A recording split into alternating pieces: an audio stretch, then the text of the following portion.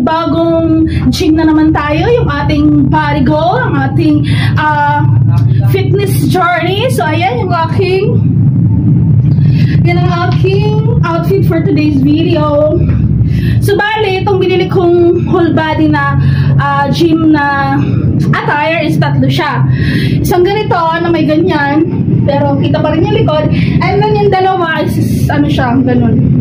Pero kita pa rin yung likod. So, mahilig talaga ako sa kita ang likod. Syempre, kasi finiflex ko yung tattoo ko sa likod. So, ayan lang guys, yung ating outfit for today's video. And, sana mag-follow kayo sa aking Facebook page.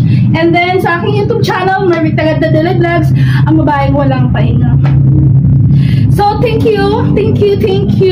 Tapos, syempre, kailangan natin itong wallet, as usual. And then, itong ating water dispenser. So, kailangan namin dala yung water dispenser natin kasi pang wow tayo, tatangin inumin. Pero, meron naman dun sa gym ng free na tubig, no? Meron naman sila dong dispenser ng water. So, pwede kang uminom doon. Pero, mas maigi na talaga meron kang dala-dala. Para at least, dala-dala mo siya kahit saan ka pumunta ng area sa gym. So, hindi ka na balik-balik pa dun sa dispenser para uminom. So, free lang naman yung water doon. Meron din silang binibentang tubig. So, magdadala ko. Gusto ko kasi may sarili akong bottled water or dispenser. So, ayan. Dala ko pa rin yung ating waistband trainer. Waistband pang ano natin. So, ayan. May nakikita na ba kayo guys na result?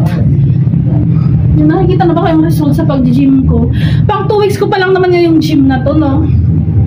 So, sa isang week, last week, 4 na beses ako nag-gym. And then, ngayon is parang 5 beses ako nag-gym. Yes, 5 beses ako nag-gym. So, ayan, ang aking attire. Nakita ko daw tayo ano yan eh. Yan. Diba? Oo. So, yan. Dala-dala nga.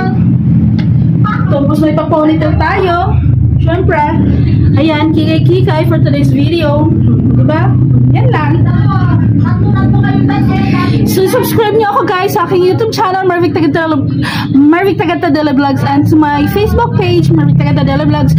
Sa aking TikTok is Mervic Random Stop Shop. So, ayun. That's all for today's video, and thank you for watching. Bye. Let's go to the gym and burn some fats.